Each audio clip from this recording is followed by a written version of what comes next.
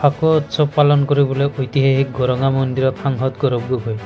গৌৰৱ গগৈৰ উপস্থিতিয়ে ২৬ৰ নিৰ্বাচনত জাগিৰোড সমষ্টিত বিৰোধী সন্মিলিত প্ৰাৰ্থী বৰ্ষাৰাণী বিষয়া হ'ব নেকি বুলি ৰাইজৰ মাজত ব্যাপক চৰ্চাৰ সৃষ্টি হৈছে। ২৮ নং উত্তৰ বনগাঁও সমষ্টিৰ প্ৰাৰ্থী আদিত্য ৰাভাই আজি জলসিঞ্চন বিভাগৰ সঞ্চালকৰ ওচৰত মনোনয়ন পত্ৰ দাখিল কৰে শতাধিক সমৰ্থকক লগত লৈ। অহা ২ এপ্ৰিল তাৰিখে ৰাভা সংঘ স্বায়ত্তশাসিত পৰিষদৰ নিৰ্বাচন অনুষ্ঠিত কৰা হ'ব আৰু ৪ এপ্ৰিল তাৰিখে নিৰ্বাচনৰ ফলাফল ঘোষণা কৰিব বুলি আদিত্য ৰাভাই আমাক জানিবলৈ দিয়ে।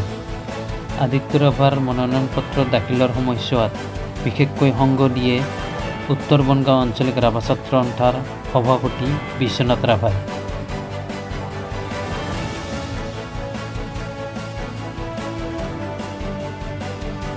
কোকৰাঝাৰৰ দোতমাত লোকাৰণ্য হৈ পৰিছে বধৱা পথাৰ। অনিৰ্দিষ্ট ধৰ্ণা কাৰ্যসূচী, পলিটেকনিকৰ প্ৰবক্তাৰ চাকৰি, নিয়মাকৰণ চৰকাৰৰ নৈতিক দায়িত্ব। শিৱসাগৰত জিলা বিজেপিৰ সভাপতি বিতুপন ৰায়দঙিয়াই অসম চৰকাৰে দাখিল কৰা বাজেটক লৈ মুখ্যমন্ত্ৰী আৰু বিত্তমন্ত্ৰী অজন্তা নেওগৰ প্ৰশংসাত পঞ্চমুখ হৈ পৰে। ইউক্ৰেইনৰ যুদ্ধবিৰতিৰ ধাৰণাটোৰ সৈতে একমত হৈছে ৰাছিয়াৰ ৰাষ্ট্ৰপতি ভ্লাদিমিৰ পুটিনে।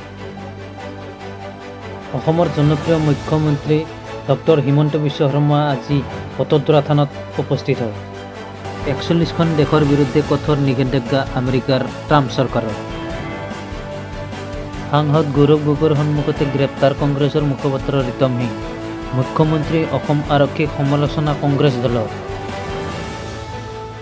বহুতৰ বাবে প্ৰেৰণা কলিয়াবৰৰ চিত্ৰ ভাস্কৰ্য তথা মুখাশিল্পী তৰুণ বৰা। কৰ্কট ৰোগৰ দৰে দুৰাৰোগ্য ৰোগ যে জীৱন চক্ৰৰ বাধা হ'ব নোৱাৰে তাকে প্ৰতিপন্ন কৰিবলৈ সক্ষম হ'ল কলিয়াবৰৰ তৰুণ বৰাই।